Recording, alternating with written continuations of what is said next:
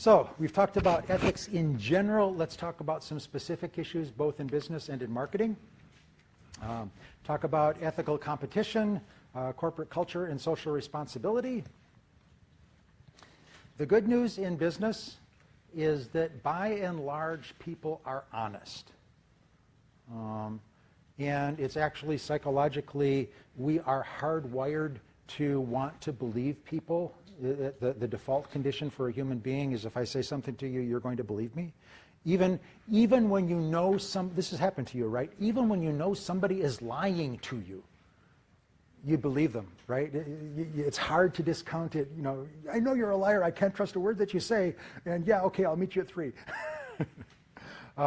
It's just the way that we are. So the good news is the vast majority of what happens in business is honest. If not, then you'd need to have, you know, a lawyer and counsel every time you bought a pack of gum. We couldn't conduct business if every transaction had to be vetted. It would just become too expensive. Some of the principles guiding ethics in business, in the United States, we have what's called the Consumer Bill of Rights. This is not law. This is a speech that was made by President Kennedy. He's the guy on the $50, that just talked about the rights of consumers, that we should have the right to be safe, have the right to be informed, right to have choices, right to be heard. And although those are not law, those principles have informed the application of business law in this country. And the United Nations has a similar set of principles for consumer protections. There's 8 principles, and they're very similar to the 4 that President Kennedy introduced.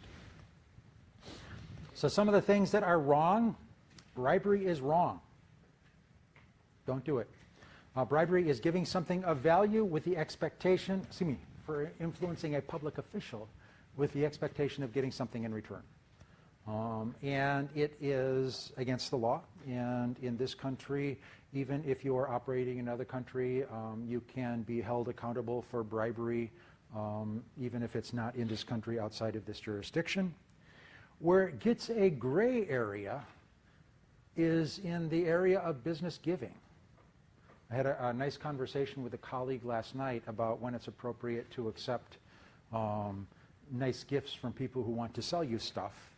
And from a business perspective, gift giving is a great way to build relationships. In some cultures, gift giving is just kind of an expected. So at what point does gift giving become a bribe? Some businesses have limits on what a person can accept for a business gift as a way of protecting against that. And when I was in sales, some of the guys that I worked with knew that most of our customers had a limit of $50 for business gifts. So what they would do is for like Christmas or something, they would buy a $60 gift, and they would give it to the customer, and then the customer would have to give it back because it was more than $50, and they give it to the next customer. So I got to give the gift and didn't have to pay the money. Anyways, so the issue with business gifts is whether there's a quid pro quo, whether I am giving you something with the expectation of something in exchange. If I'm giving you a gift to build goodwill, and there's not an immediate expectation of business, then that's less ethical than if you are making a decision about my product and you need to make your decision tomorrow, so let me take you out to dinner tonight and let's have a really good time.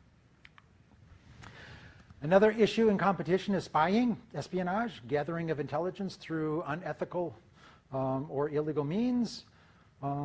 And this is, again, an area where there are gray areas. We talked about the marketing information system, where marketing intelligence or business intelligence is an important element of a marketing information system.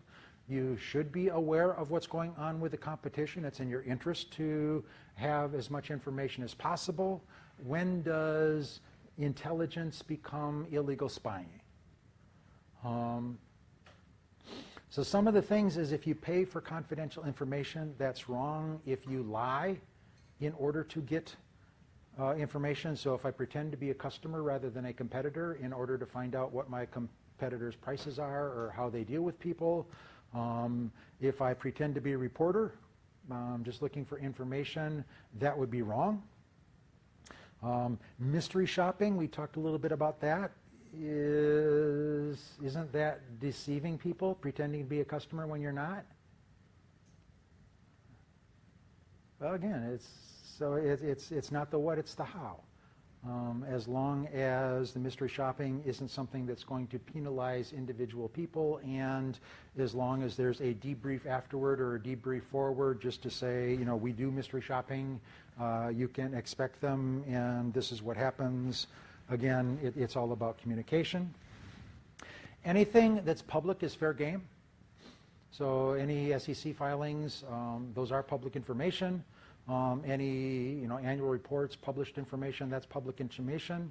Anything that's posted online in a public forum is fair game. This is why blogging is such an issue for companies, is who can blog and what can they say in blogs and when is a blog official. And you can observe. So we talked before is if you want to estimate how much business a competitor is doing, just park outside their shop and see how many customers are coming in or see how many employees are coming in, give you an idea of how much business they're doing.